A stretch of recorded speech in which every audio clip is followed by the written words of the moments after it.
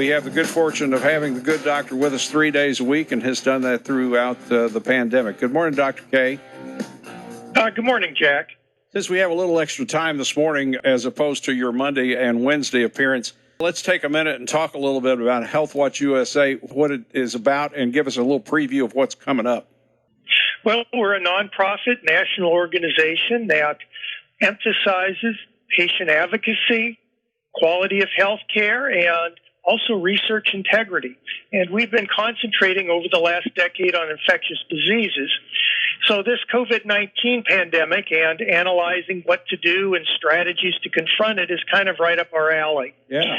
This June, we're going to have a large conference, and this is going to be, of course, a webinar. We can't gather together, but it will be an international conference of many notable speakers from around the world and infectious disease experts. Our keynote speaker is Acting Deputy Secretary Carolyn Clancy from the Department of Veteran Affairs, and that's 2 steps under President Biden. We're quite privileged to have someone who is that high up, and they will be talking about the VA hospital system and what they're doing to address COVID-19 and how they can help the United States in general.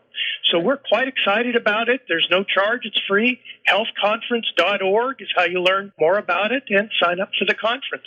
All right, let's start wherever you want. Where do you want to start this morning? We remind you, if you want to get in on the conversation, we would love that. Auto Tech Service text line is 253-5959 if you want to send us a text. That is also the same number if you'd like to get on the air and talk to the good doctor, 253-5959. Where do you want to start? You want to start with the vaccines? Well, we certainly could start with the vaccines. This is something we need to encourage everybody to do. Remember, we've got a way out of this, and unfortunately, vaccination levels in Kentucky are falling, and we want to increase the number of people getting those vaccines. There are available appointments. I've heard stories where you can just walk up to some places and get a vaccine. If you look at overall doses given this week, they've fallen to less than 14,000 a day, and that compares to the monthly average of April, which was almost 15,500 doses a day. So we really do need to get out there and get vaccinated because these vaccines work, especially with the type of variants that we currently have in Kentucky. It will tend to get us back to normal in a much quicker manner. So let's get vaccinated. That is the big message for the day. Do you think the slowdown has been reluctant since the Johnson & Johnson thing? I do, and I think that was very ill-advised. I think it scared a lot of people. A lot of people don't distinguish between a vaccine, an antibiotic, a virus, a bacteria, let alone the different types of vaccines. And I think it has scared them. We saw that in France and also in Italy when they paused the AstraZeneca vaccine.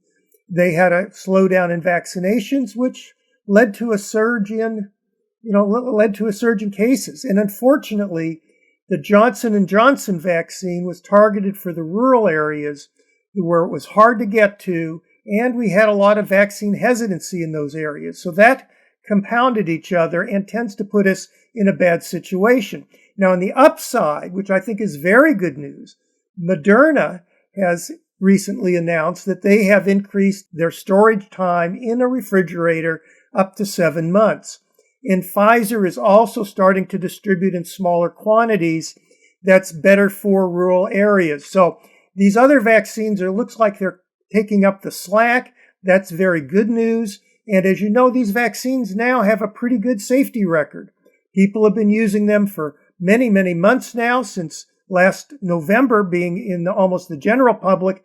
And prior to that, they were in clinical trials. So we've got a lot of experience on safety and efficacy. The profile of these vaccines are very good compared to getting COVID-19. With everybody wearing masks, is there even a flu virus circulating?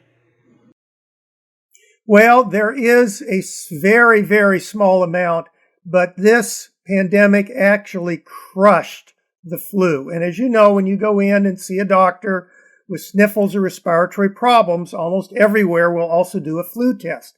So we've got good data on the flu. Our group predicted that way back in August of last year. We wrote an article that we thought this was going to happen because COVID-19 is so much more infectious that strategies to stop COVID-19, although it may just slow COVID-19 down, would actually crush the flu. And that has been seen in many, many other countries. It's just not a United States phenomenon. Even in countries where COVID-19 has been crushed, the flu's been crushed also. It's just virtually disappeared. You know, I did something last night that I'm almost sorry that I did, but I think you'll know what I'm talking about. I started looking up some prescription medications and reading the warnings on them. I think if people read the warnings on every prescription, almost every, and even over the counter too, out there, you never take anything.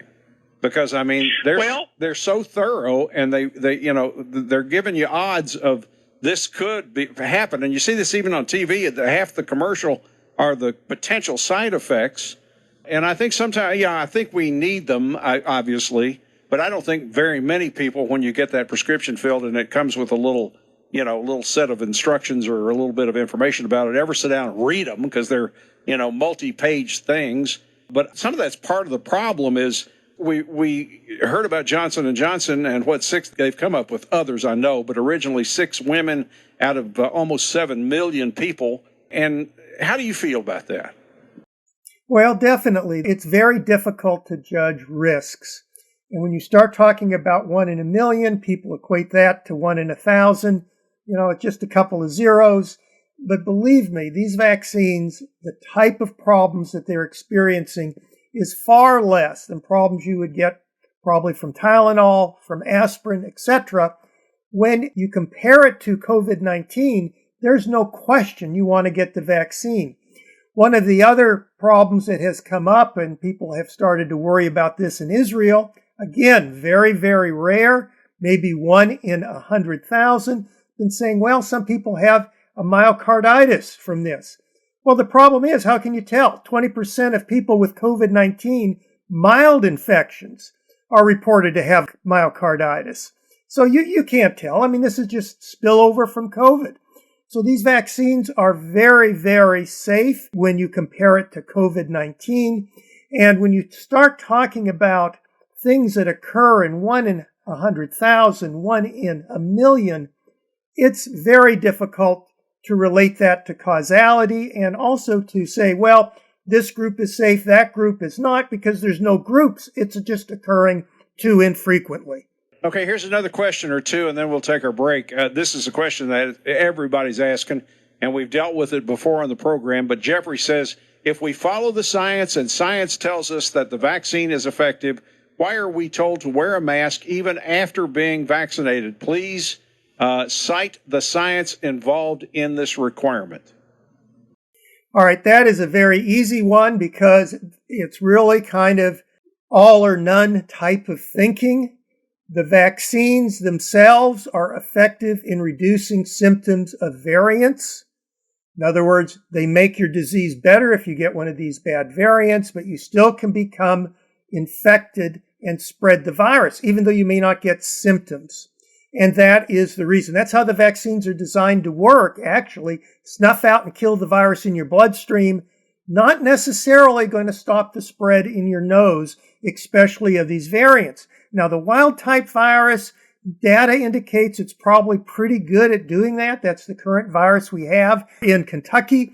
But as far as some of these new variants, they are of concern. For example, what happened in the nursing home in eastern Kentucky. Remember, people up there who were vaccinated got infected, but the rates of symptoms were 3-fold less than people who didn't get vaccinated.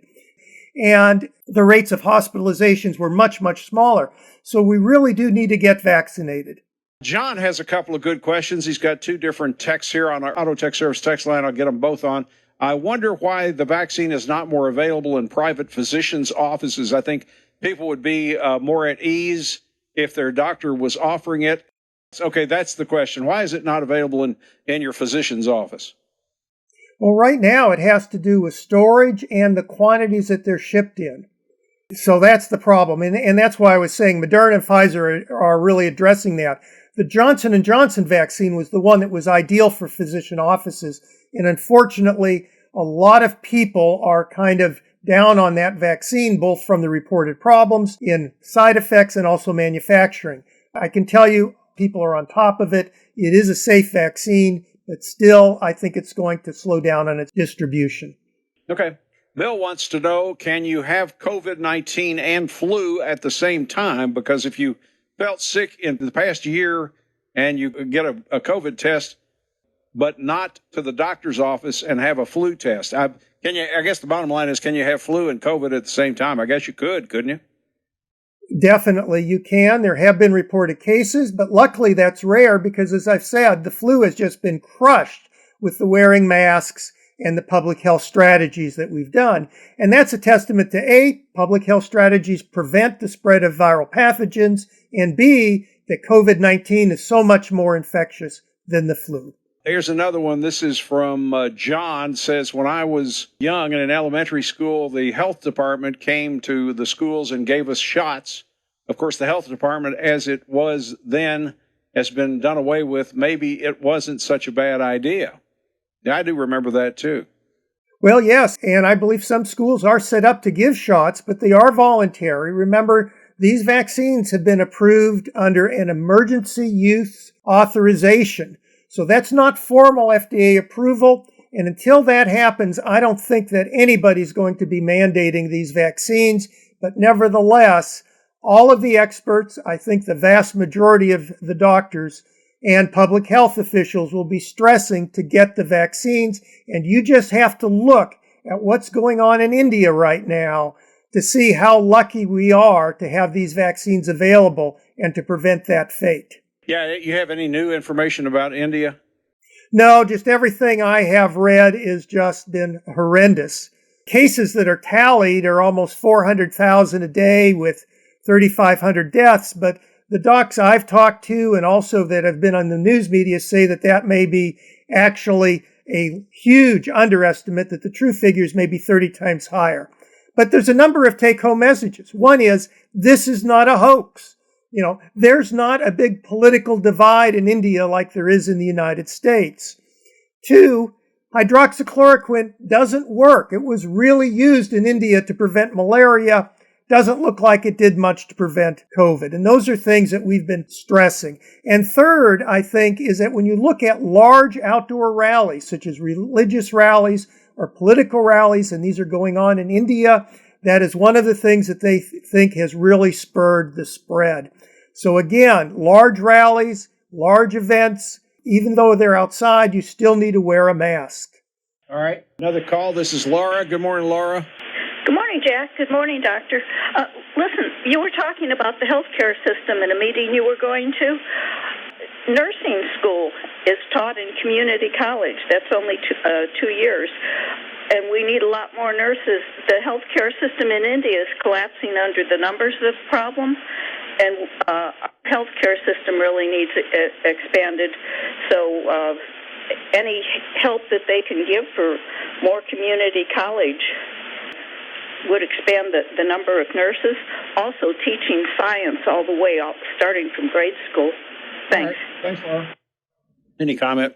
Well, yeah, definitely. We need to have better science education in the United States. We certainly need to have an expanded healthcare system that would include nurses unquestionably, and we need an expanded public healthcare system. We need to have a national public healthcare system that can respond to these type of pandemics, because we will have another pandemic in the future, and we need to learn the lessons of this pandemic and not go through this again when we get hit with the next one. Here's another good question. Are you safe to hug family members who are fully vaccinated and grandkids who aren't vaccinated? I do. I think you're as safe as you're going to get. So if you want to hug them, personally, I do. That's been my choice. Yes. Here is a question that you can't answer, and neither can anybody else in the world, but you can tell us at least your opinion. At what point will they say the pandemic is over? That's going to be hard, and it's really up to the people of the United States. It's not a scientific problem right now. Right now, the problem is more of a public health problem and getting individuals to embrace the pandemic so that we can snuff out the virus and get to a very low level. As I stated on Wednesday, Right now, we've kind of plateaued nationally, and even in Kentucky, still at somewhat of a high level. And that is with vaccinating people over 10,000 a day in Kentucky. So the virus and the variants are also picking up, and we need to do our best to snuff it out. So it's really more of a problem of people respecting others, of not going up to someone's face and spreading the virus because you may be an asymptomatic carrier, wearing a mask when you're around others until we can get this virus to a low level, because it's not going to give up just because one person says we don't have to do this or politicians say the pandemic's over. Dr. Kevin Kavanagh, have a great weekend. Thank you so much. Thank you very much, Jack. Appreciate it.